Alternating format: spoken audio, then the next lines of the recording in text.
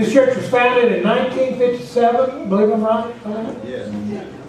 And I just want to say something about our challenge today compared with when this church was founded, Rivermont. 1957, the cultural context we lived in was what some have called convergent culture. And that is that home, school, church seemed to kind of converge. There seemed to be a kind of consensus on who we were, what we wanted to be. There was a sense of everybody kind of dreaming the same dream and having the same motivating factors, etc. And all kind of being on the same page. And parents, in general, agreement about how children should be raised and which values we wanted to affirm. And that period was the period of one of the greatest times of growth for mainline Protestants, like Presbyterians or Methodists, Lutherans.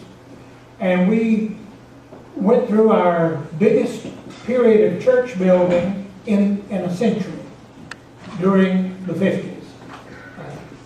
3 churches I have served in my ministry all were born during the 50s, like Rivermont.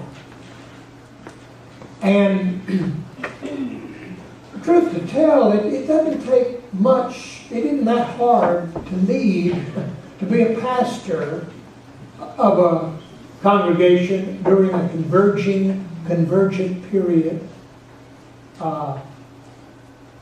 But we now live in what has been called a divergent period. And that is, during the convergent period, people try to move toward the mean, the average. We all want to be average. We don't want to stick out. We want to dress as other people dress. They had a thing on TV recently about style in America. And about in the 50s, uniformity was what people strove for and not to stick out. Well, beginning in the 60s, we moved toward a more divergent time where people began to accentuate, identify, and express their differences. Where people enjoyed being not the kind of average, but wanted to be different, diverse. And advertising identifies these various segments and plays to it. Through technology, you can pinpoint people's differences and play to those differences. I was stunned when on my email there suddenly appeared this email saying, we noticed that you haven't been to Home Depot in the last couple of weeks. Want you to know that we're in the middle of a big sale right now. And I thought, they know I'm in Home Depot? Where else do they know I am? You can do that now with technology and all. And people now, there's a greater segmentation. People, I met a man the other day who said, well, I'm a member of the Harley-Davidson community. I said, there's a family of that? There's a community? Wow. And people enjoy segmentation more. There is a sense in which all of us now live in gated communities, in that there's a tendency to kind of hunker down within our group and our socioeconomic class, the tendency of our children to go to school that way, and for us to group ourselves in other groupings that way. And how many times have I heard in the last year, a couple of years, I've never seen America more divided. Now, when people said that, I said, well, now remember, you're white, I'm white, so probably America seemed a lot more united than we really were before certain people were allowed to go to the microphone and all. Maybe, but there is that sense of fragmentation, and not only a sense of fragmentation, but a sense that fragmentation is good, and that it allows for individual expression. Sometime during my ministry, it stopped. We moved from saying, yes, we want to visit your church because I grew up Methodist, and we always have been members of Methodist Church, so we want to find a nice Methodist church. That ended. And so you'd say to people, what is your church background? Well, we were Lutherans here, but then we lived in a Presbyterian church there, and then we were in a non-denominational, and the fastest growing Christian group is non-denominational, those who don't identify with any denominational label. There's also that sense that people are clear that they look upon our congregations as a conglomeration of individuals busy on individual spiritual searches to get individual spiritual fulfillment. And if they don't get that fulfillment, they walk. A person said to me after chapel on Sunday, I didn't preach, but on the way out he said, I pass at least a dozen churches to get here on Sunday morning. And I'm thinking, why? I'm thinking because unless this is something more special, I can find something more convenient. Well, people start talking like that. The 1950s convergent ways of doing church become infinitely more complex. And we find ourselves living in a time when maybe a convergent question is, where is the nearest Presbyterian church? There's an answer to that. Now it's more, where's the nearest Presbyterian church? And then you've got a question back. Why do you want to go? Why are you looking for it? What's the point? Well, frankly, during a time of divergence, we've had a tough time as mainline Protestants. And we have experienced, really for the first time in 100 years, dramatic losses of members. We've learned more about those losses. When we started losing members in the late 60s, people said, it's because Presbyterian Church is too liberal and we're conservative. Well, there was some of that, but there is doubt that that is a major factor. Generally, that's a factor that people sometimes give for why they're looking elsewhere or falling away, but it's not often the real kind of factor. It seems to me the major factor is at some point we just stopped making new Presbyterians. We just stopped receiving new life into our churches. We became content kind of with what we had. Time and again I'll go into a church and they'll say, well, we're not growing, but we're holding our own. We're holding our own. Unfortunately, that's not possible. You can't hold your own. For one reason, look at me, you age. You cannot be a sustainable organization if your median age is 60. They can only be sustained for about 10 years into the future. And yet that is the situation Methodists, Presbyterians, Lutherans, Episcopalians find ourselves in.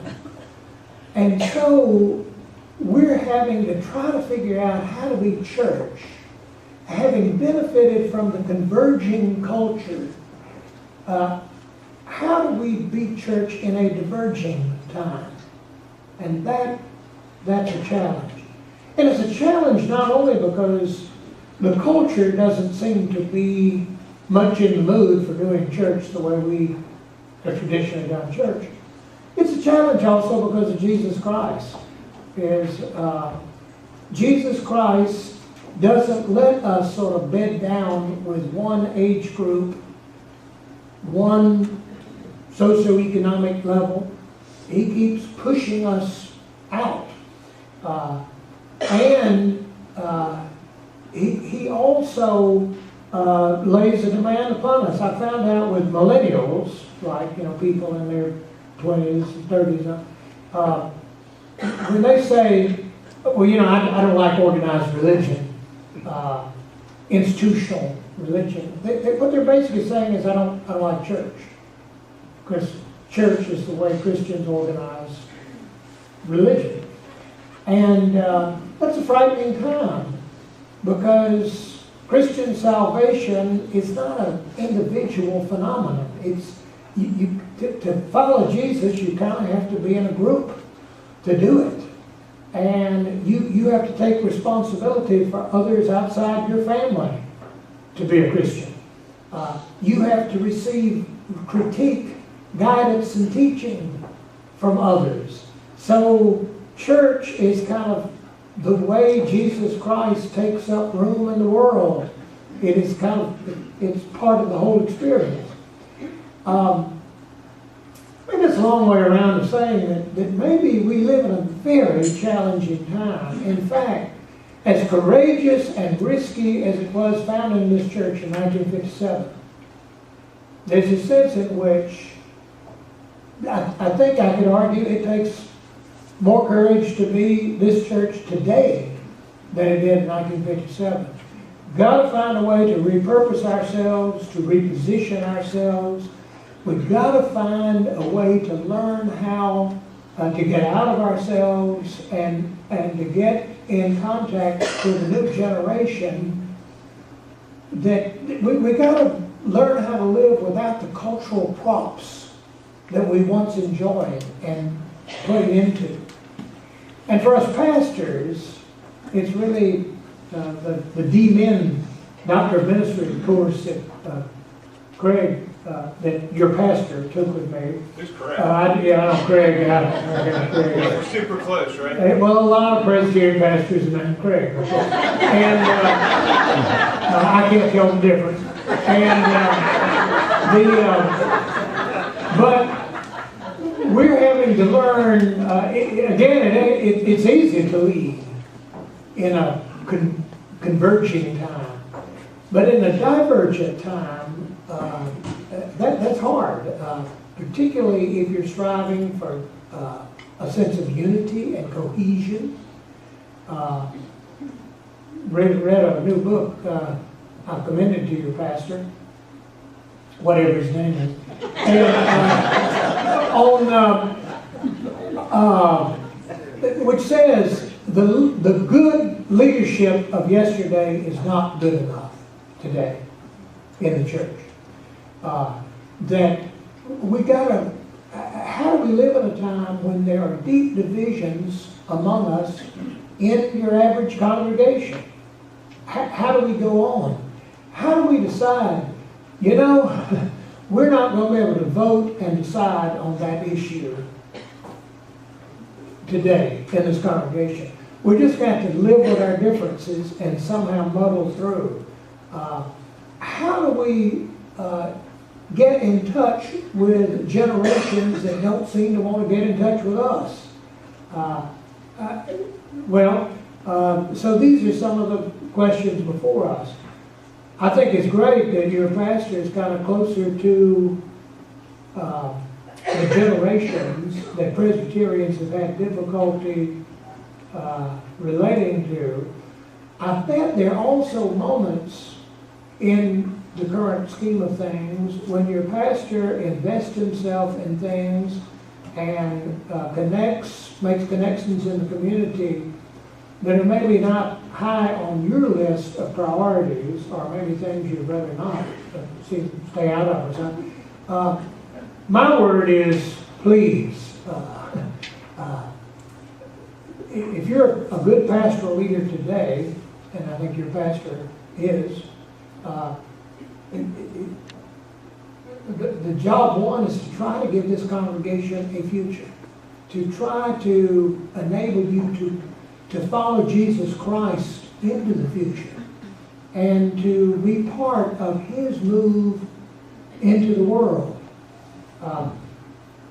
I mentioned that I was a pastor of a church a couple of years ago. I was teaching full-time divinity school, but I ended up serving this church, downtown church, part of the urban slide. Well, I had a student in one of my classes who had had a good deal of experience in pub ministry. I said, what's that? He said, oh, it's an international movement. And we do church in pubs and coffee shops.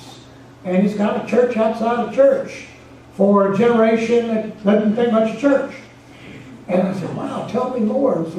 So I said, wow, our congregation now, after 10, 15, 20 years in a kind of burned out area of Durham with vacant lots and all, now we are the hip part of town. These condominiums, apartments are going up for graduate students, singles. It's amazing. Now, if we made you on our staff, what would you do? And he said, well, I would, you'd need me to be in a different pub, coffee shop every night of the week. I'd start Bible studies there. He said, you need to move me into that apartment complex that's going up in front of the church. I need to be in there. He said, I see food trucks every Sunday after church, in the church parking lot, to attract some of those people living alone for lunch, that kind of thing. I said, wow, this is great. And he said, now, let me just warn you though, this ain't easy. And it ain't easy, principally because of you. Because of you, your church, the ways you're being church are not understood or valued by many of them. And he said, for instance, if I should meet someone at a bar, and I should say to her, look, you seem like a nice person. See that church over there, those two big steeples? How about I pick you up and I take you to church Sunday? And he said, that is the exact equivalent of saying to her, hey, you seem like a nice person. Let's go back to my apartment and sleep together tonight. And I said, what? What? And he said, you're asking her to go against everything she holds dear and believes by asking her to go into your church. She knows you're homophobic. She knows that you're the cause of all war and bloodshed in the world. She knows that you are judgmental and disapprove of what she did last weekend. And so I don't know there are that many courageous 20-somethings in Durham. But I can try. You know, it was good for me to hear that my church that I love and have received so much from is received by the other, perhaps, as the enemy, as a very difficult territory to find oneself in. And yet the good news is, I think Jesus Christ, one, is the Savior of the world. I believe He is determined all the way through death to get what He wants. And He wants the world. And I believe, therefore, that Jesus Christ wants us to succeed in whatever